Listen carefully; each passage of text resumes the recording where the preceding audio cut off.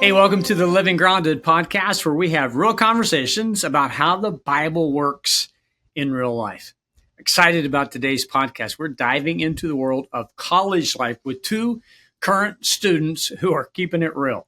They'll be sharing what helped them succeed, what they wish they had done differently, and what they would tell every incoming freshman. If you're starting your college journey or you know someone who is, this episode is full of honest advice you're not going to find in a college brochure or on a college website. I asked Kyle Zacour to host this episode with me, so here's our conversation with Maggie and Taylor.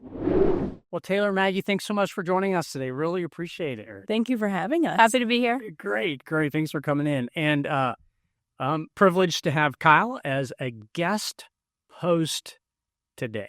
I'm honored to be your guest host. And I'm honored to do with you. That's awesome. So we're excited for you guys to be here. You have finished up, Taylor, your first year of college, right? My second year. Finished up your second year. Mm-hmm. And your second year. My first year. And your first year. You nailed this. So, man, right off the bat, I got you nailed that. This is so good. Second year, first year. And you guys are like old pros at the college game, right? Mm-hmm. And so we wanted to talk today about going to school and the experiences that you had, and some advice that you would give incoming freshmen or even second year, because I tell you 2 years, right? Yep. And then one. Yeah, right. Yep. We're on it now. We're ready to go. And I'd like to just start by tell us a bit about your faith journey. Maggie, we'll start with you. When you came to Christ and how that was solidified in your life. Okay, sounds good. I have like what a lot of people at the church would call a boring testimony. I kind of grew up in the church, like just my parents went to church, just like all that super basic stuff. I really came to Christ during VBS, just like the very basic kind of testimony. But yeah, just like grew up in the church, been doing all the things ever since. So the little flipper flapper testimony. Yeah. For those who don't know, we have in VBS a little flipper flapper. It's like a little track thing that you practice with different colors. That Maggie, I get one quick follow up to that. One of the great conversations I've had with our kids. So we have 4 kids, and they trusted in Christ earlier on. Mm-hmm. But then there was a time in their life where they said, "Okay, this is for real, or this isn't." Right? Yeah. When you trust in Christ, He has your heart, right? Yeah. But you make that decision, okay, this is for real. Mm-hmm. And it's always interesting. For them, some of it was at the end of high school, some of it was kind of in the middle of college. So has there been a moment for you, you're a believer, but you say, okay, this isn't my parents, or this isn't a church thing I did when I was little, this is mine. Yeah, I think probably, honestly, about whenever I got to school for my first year, this past August was what kind of when that moment was for me. I definitely got pretty lukewarm throughout high school, mostly around like my senior year. I was pretty lukewarm, kind of just like going through the motions. And then whenever I got to school, I really had the opportunity to like kind of make this my own. And being away from home and everything, it was just like, okay, this faith is going to have to be mine, and it's going to have to be not under my parents anymore. And I think getting to school was that moment for me. It's a big moment. Yeah. Taylor, what about you? So I started getting into it the summer after my senior year of high school. It was just like, I was very lukewarm before I went to college. I went to college, and actually during the first week of college, went to like some of the freshman events that they had, and one of them was with the church group. They had a Starbucks gift card raffle. Of course, I had to enter. Yeah. How do you not? I don't blame any. How do you not? Yeah. And I did not win. But someone did message me to ask if I wanted to go and get coffee, talk about Christ and everything. And she actually bought me my first Bible. Oh, very sweet. Yes. And that was who I did my Bible study with. My roommate joined in on that. So that was really great. And then this past summer, my grandmother had gotten sick. She was a very big part in my journey. She would call me every day, talk about it, everything. And when she had gotten sick, I started to get lukewarm again. I just didn't understand why it was happening. I just felt like it was too early for her to go. And one night I just literally could not sleep, and it was like 4 a.m. I was like, okay, I will just get up, I'll read my Bible. And I honestly just opened it and just started reading, and I just broke down. After she had passed, it was really hard, but I was really trying to stay in the Word and just trust Him and everything. And then a few months ago, I was helping my dad go through her house and get rid of stuff, and that was just really hard, like being there, taking things out. And I had asked God to play Holy Forever at church the next day, and it did in the middle of the baptisms. And I'd known that I wanted to get baptized, but I figured like the time would come when I knew it was right.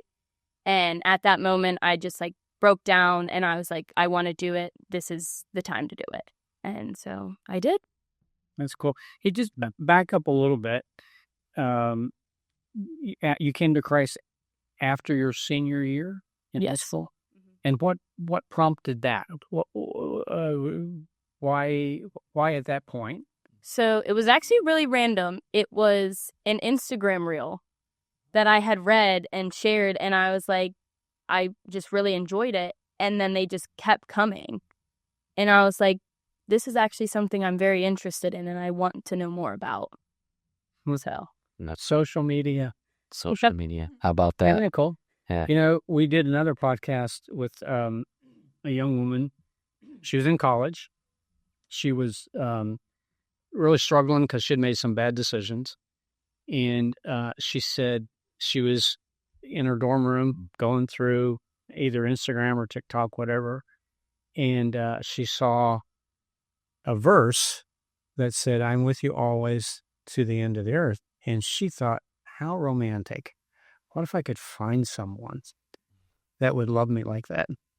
And then she realized it was Jesus. How about that? That's cool. Mia. She's a great podcast. So, Well, awesome. so Carl, talk to these guys about their college choice. Yeah, so heard a little bit about your personal stories. Really cool. Thank you for sharing those. I love hearing stories, even the boring ones, the quote unquote boring ones. My wife has a quote unquote boring one, but I think those can be even as powerful, if not more, because even though you haven't had this crazy life, you still need Jesus just as much as anybody else. And so just encourage you there. But so choosing colleges, right? We have people that are listening to this that are either trying to help their students navigate through choosing colleges. We have students themselves trying to navigate that. So talk to me about what that process was for each of you, why you chose the schools that you chose, and what were kind of the key things that you were looking for as you were navigating through making those decisions. So we'll go with Taylor first, since Maggie went first last time. We'll go with Taylor. Sure. So I had a college advisor who kind of helped me do all of it, like write my essay, choose colleges.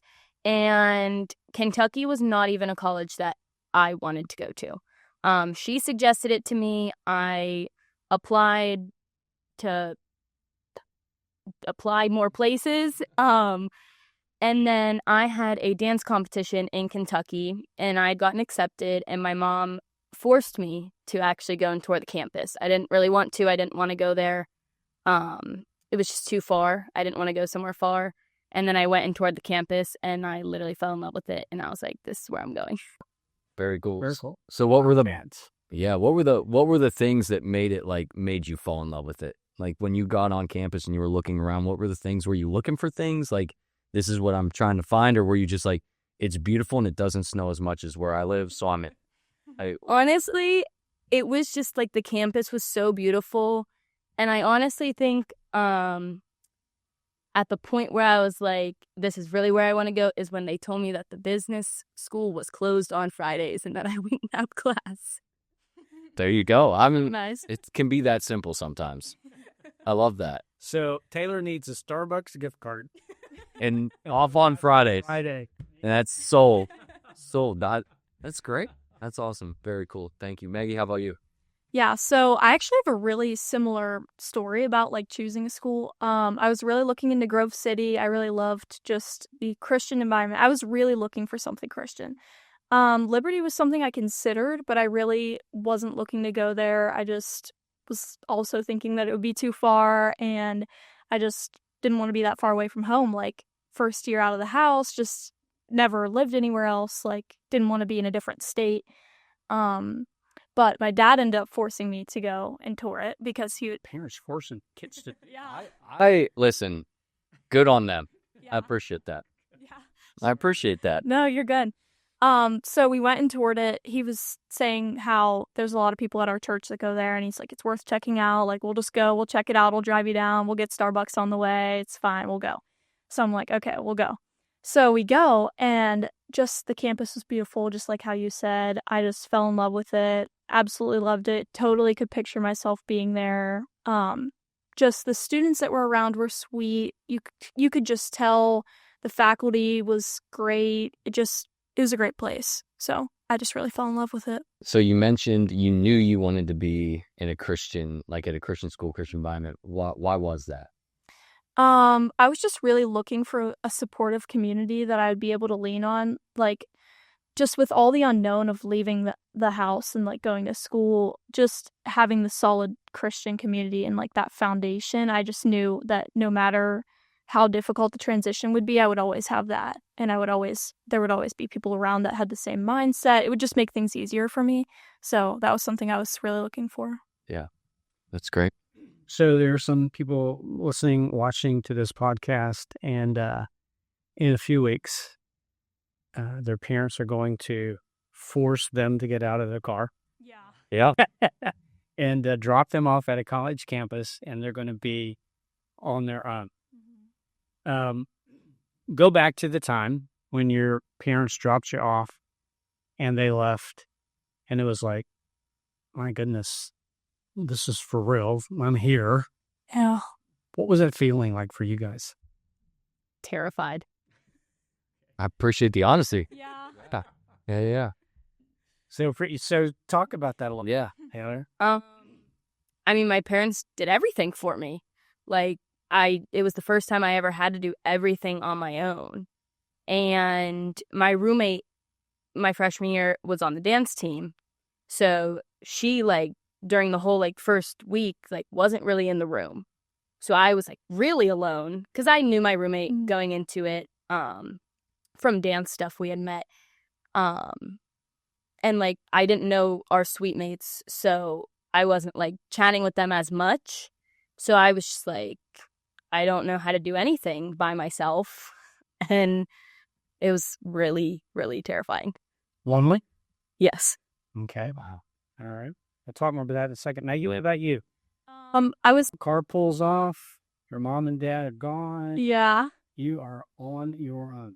I was definitely nervous, but me and my roommate, one of them, I had two roommates. One of them moved in with me at the same time, and so both of our parents left at the same time, and so we were like, "Let's go get Starbucks." So I didn't really start, but There's a theme around this. and grab drinks right away. So I wasn't really thinking about like them leaving or anything until like maybe a couple days, weeks later. Yeah. When it actually hit. Okay, so talk about that. Was there a time kind of the newness wore off? You're in class. You have to go to class on Friday. On Friday. Yeah, I do. Okay, so, it's crazy. So all of a sudden, like, was there a moment when there was a time when you say, "Man, I'm just home"? Or, Yeah, for sure. Probably like maybe September or October. Like, I sort of kind of got into things pretty easily. I feel like I transitioned pretty well. I was super good at keeping myself distracted and not really thinking about the fact that I wasn't at home and that all this stuff was so different. But probably around that time in the fall, I was like, oh man, this is like for real, and I gotta go the whole year, and like I gotta survive on my own, and like I don't know, it's just a crazy feeling. It's definitely nerve-wracking, but yeah. Kyle, talk to these guys about their spiritual journey. So they're both believers, right? Christian home, really just brand new. in your faith. You could go a lot of different directions on that. God's hand was on you. Talk to them about kind of those building their faith. Yeah. So I was wanting to ask a question because both of you guys mentioned feeling lonely. Taylor, yours hit probably a little sooner than Maggie's, because I think that is a major component of the turning point of people's faith. I hear so many times on either side, like, I was so lonely and then God met me in that, or I was so lonely so I felt like God wasn't there, and so I turned and did a hard right and like went off the deep end. So would love to hear about how you guys dealt with that loneliness, and how you guys obviously broke out of that and now have settled into like college life is almost your second home. Sure. So mine, at that point when I first got to college, I was still pretty lukewarm.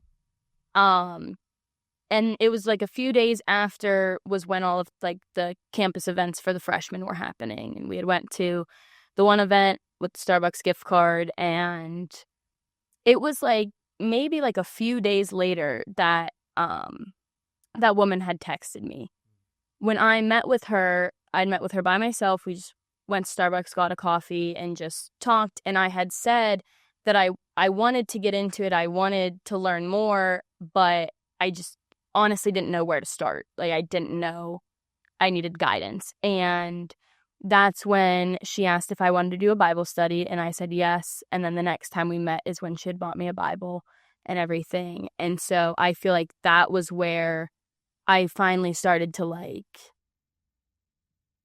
feel like I wasn't as lonely, like someone was there and someone was helping me to understand Jesus and understand the word and like all of that. Yeah. And then my suite mate had joined in and done it with me. So then I also had her, and she was religious and everything. So that just really helped with all of that. The woman who did the Bible study with you, did she run a ministry on campus, or was she another student? So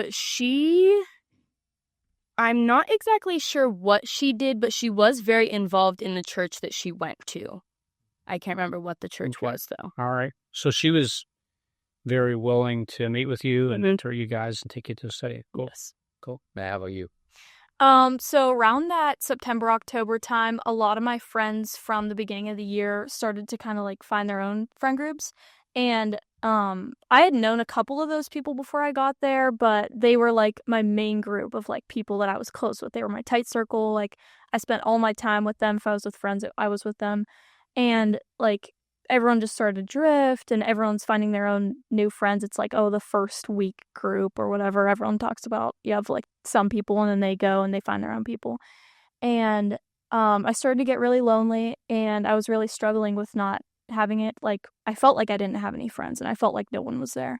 And I just got really encouraged by my parents and like my family and my siblings to really like dive into the word and just seek the Lord in this, and see how he's going to provide and see what he'll do through that. So that's like, I really turned to that to like get me through that tough time. Yeah, that's great. I think it's really critical. Both of you guys talking about building a foundation of faith your first year of school. I think it's interesting how others play such a major part in that, where, Taylor, you had somebody just willing to go get coffee with you and you willing to say yes. I see so often with your generation this hesitancy to put yourselves out there, because uncomfortable just isn't something that we do. I mean, I would even say in my generation, uncomfortable is just, we don't love uncomfortable. And so I think it's really cool to see you guys.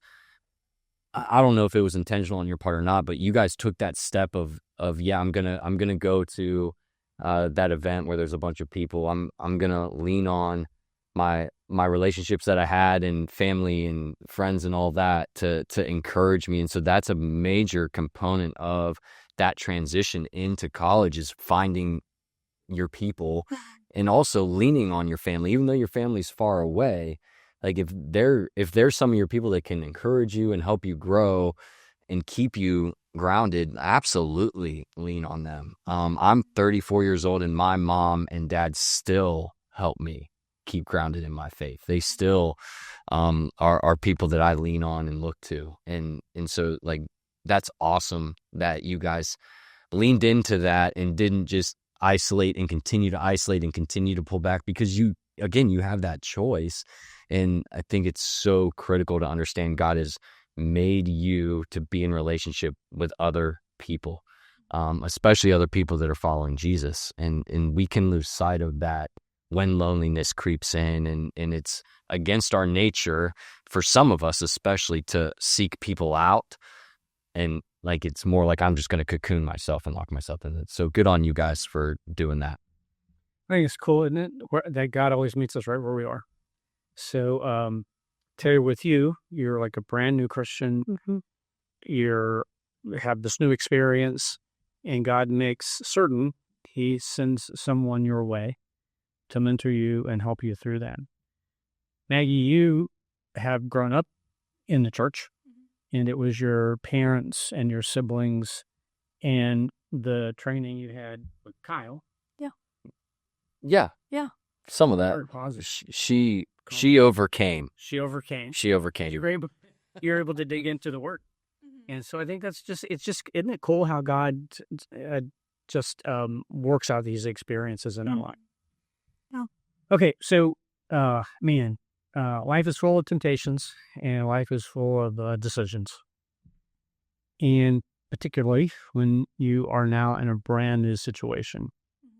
When you go to college, kind of the guardrails are off. So, Maggie, I'm going to start with you on this. You're at a large Christian school. I went to a Christian school for a while, and I know that you can be in a Christian school and do about anything you want to do, right?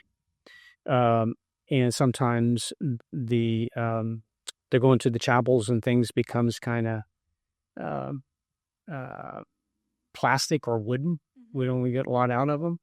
At least I didn't. Maybe you had a different experience. But as you look back, what do you think, again, general, I'm not talking for specifics, but just generally, what were some of the spiritual challenges you had? You're in a Christian school. Taylor, will come to you in a second in a non-Christian school.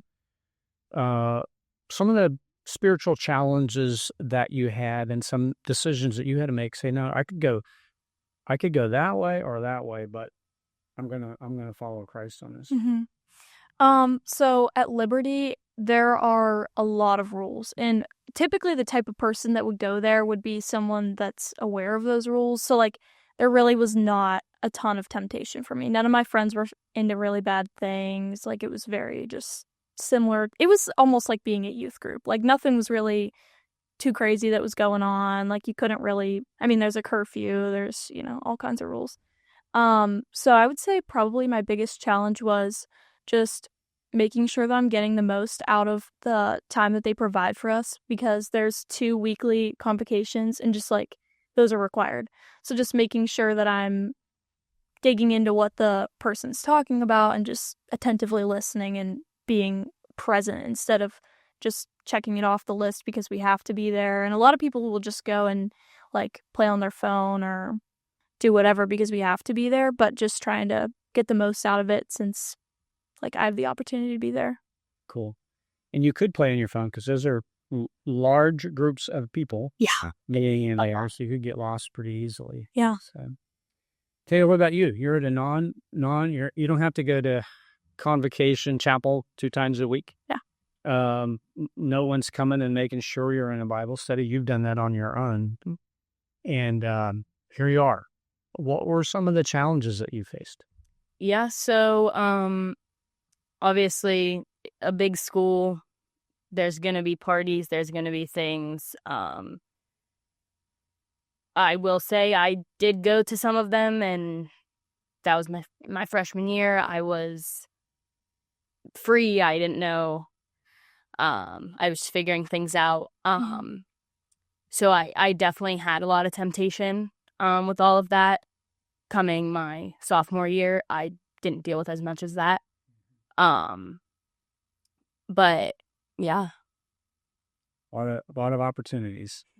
to go one way or another, right? Yes. So what would you say was the difference between your freshman year and your sophomore year? So I'm assuming Kentucky didn't shift all of their rules and regulations and all that kind of stuff. Like, hey, no more parties, no more this, no more that. So what? But no more classes on. No more classes on Friday. We're done with that, and you get your Starbucks. Anyways, what changed for you between those 2 years that you can now say, yeah, my sophomore year, I wasn't as tempted as I was my freshman year? Yeah, so my freshman year, I feel like it was the first time I was out of the house, the first time I had complete freedom, could do whatever I wanted, and had no one telling me what time I had to be home or what I had to do or any of that. So it was just like easy. I could go and do it. And then my sophomore year was like, I had realized like those things weren't fun to me, and I didn't enjoy doing those things. And like even like it was really like primarily my first semester of freshman year, and then like second semester I had really realized like this isn't a lot of like what I enjoy doing. Like I don't want to do this. And then sophomore year it really hit that I was like, this isn't something that's fun for me. Yeah, that's cool how the Holy Spirit works in our lives to where what we once enjoyed or thought was like freedom becomes like restrictive and like, no, this isn't what I was created for. So that's really cool. As you guys navigated your first couple years of school, we have parents listening to this.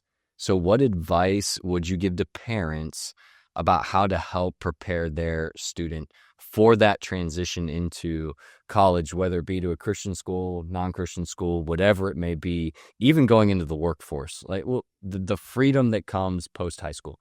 What would be some things maybe your parents did, maybe they didn't do, but you wish they did? We're not ragging on your parents at all, but what would you tell parents, like, hey, as your students getting ready to go or as they are gone, what are some things that they can do to help launch their students well or continue to support their kids? Trying to think. I can go first on this one. Yeah. I would say just making sure that they're grounded in the word and like setting a good example like for their kids to see, just knowing that they're also going through different things, and just like them being open and honest about what they might be struggling with is super helpful to know that it's not just like I'm the only person struggling, I'm the only person going through this. So just I would say setting a good example for kids to be able to see. That's great. Yeah. Awesome. I feel like once your kids are like there, I would say check in on them. Yeah. Like my mom would text me every day. She'd send me like cards and everything, and it like really like helped a lot that she was just like checking in and making sure everything was okay. That's good.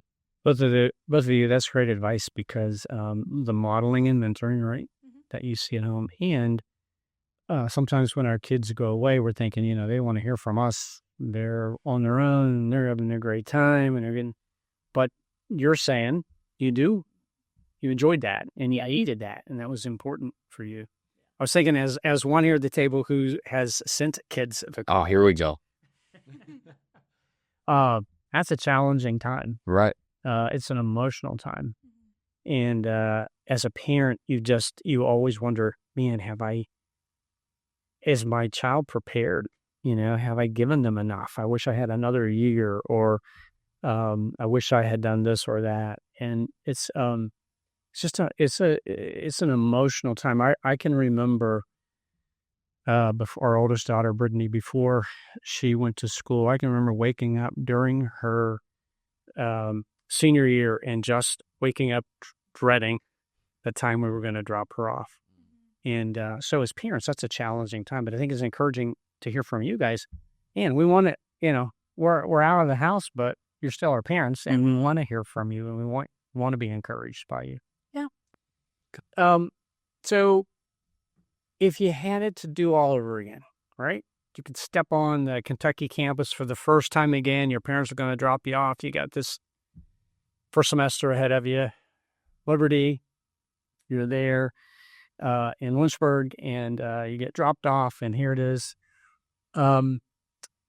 What advice would you give the students that are going to be doing that. Anything that you learned that you would say, I wish if I had it to do over again, I would do these things. Give that advice to those who are going to be doing that for the first time here in a few weeks. I can go first. I would say just make sure that you're really trying to go to like as many clubs and hall events as you can. Like if they're providing those things, it's super important to go. It's a great way to meet people that are different majors than you, different interests than you, and like you can form some really special, unexpected friendships from those kinds of things. So just kind of getting over yourself and putting yourself out there is what I would say. Great. I would say, I feel like for me, like my mom was reaching out to me, but like when I needed help, I wouldn't always reach out to her because I was like, I'm on my own. I have to figure it out for myself. Like I'm a big kid now. I'm grown up now. But I would just say like reach out to your parents, and I agree with that. Like finding people during the first week is really important. Mm-hmm. Like I found my friend group, and they were like the best support system that I could ever ask for. I was listening to a podcast, and I cannot remember the name of the person on the podcast, but this lady said when she sent her kids to college, there were 3 things that she made them agree to. And I can't remember the third thing, but 2 of them were know what you're going to be doing in the first 24 hours. Hmm. Because she said that, you get there and it could be like the first person who comes up and says, let's go wherever, you're by yourself, and you say, sure, let's go. So have your first 24 hours planned. And Taylor, it made me think of this when you said that. Give me the name of a person you're going to call when you don't feel like you can call me. And I always thought that was kind of insightful, because I think, sometimes we're going to fail big time. We don't want to tell our parents that, but we need to tell someone else that. Mm-hmm. And it's just important to know, okay, I know who that person is.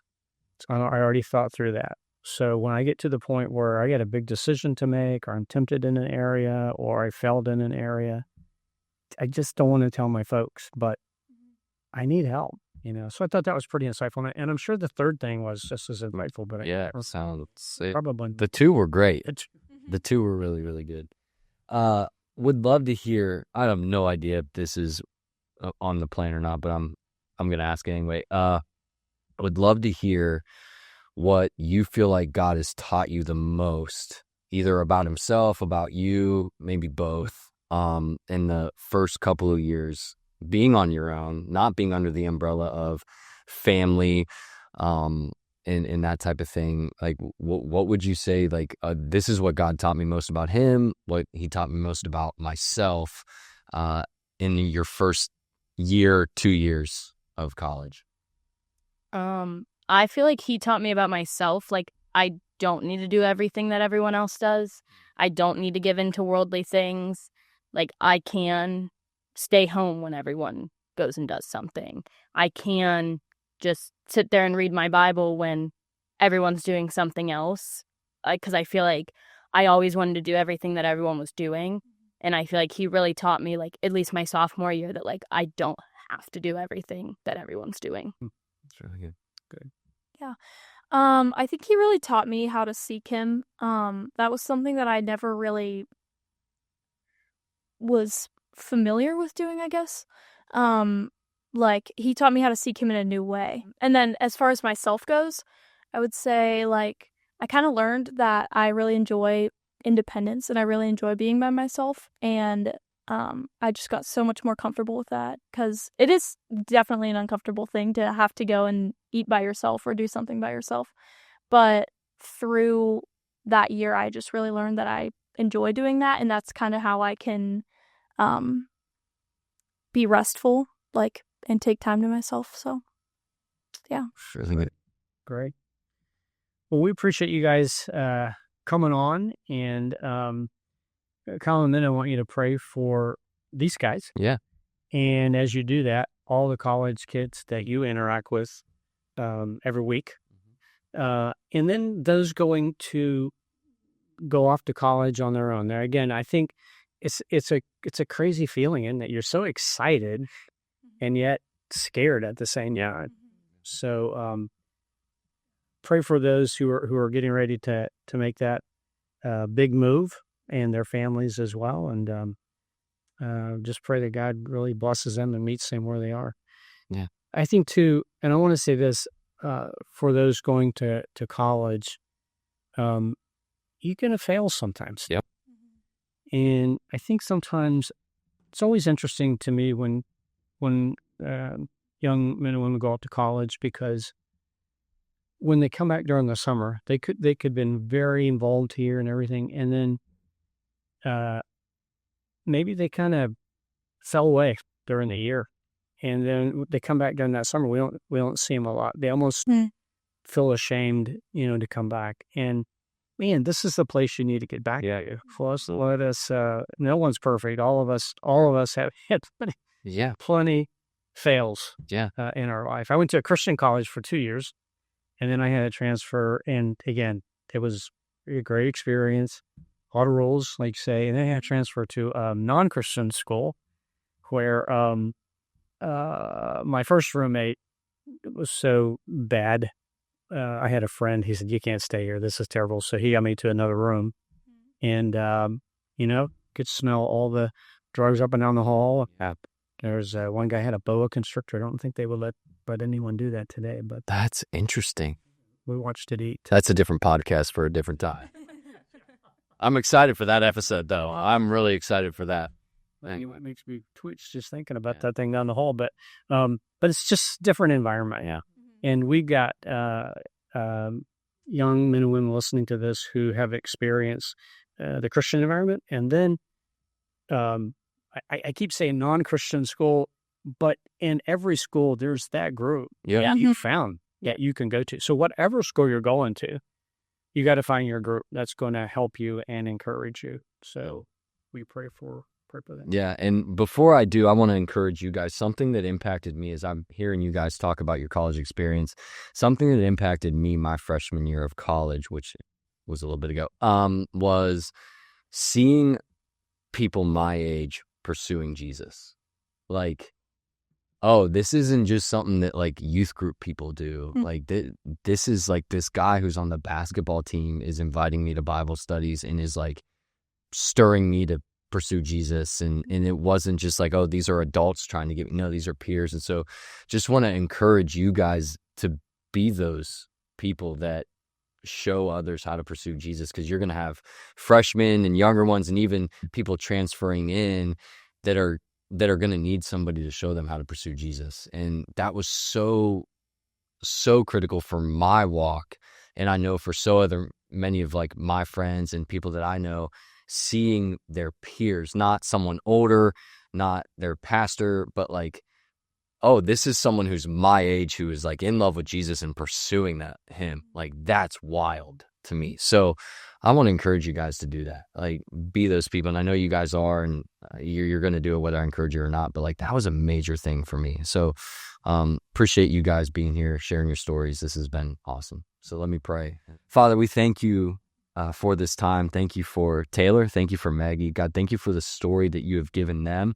Thank you for allowing them to be bold enough to share it here with us today.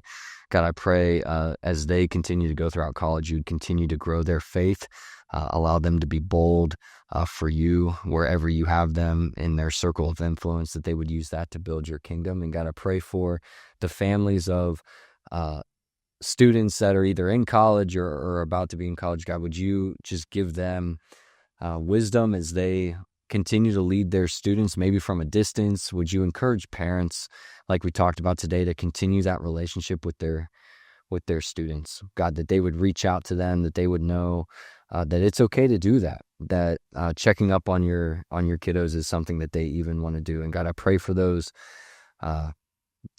freshmen, newcoming freshmen, students, first time being alone, without their families, without the protection of kind of their home, that you would guide them, direct them, and you would allow them to lean on you as they go. Help them to find their people to be courageous enough to put themselves out there like we talked about today and make the decision to not just stay in their room, but to go out and meet people and find their people that are going to help them to pursue Jesus in a way that is new, different, and fresh for them.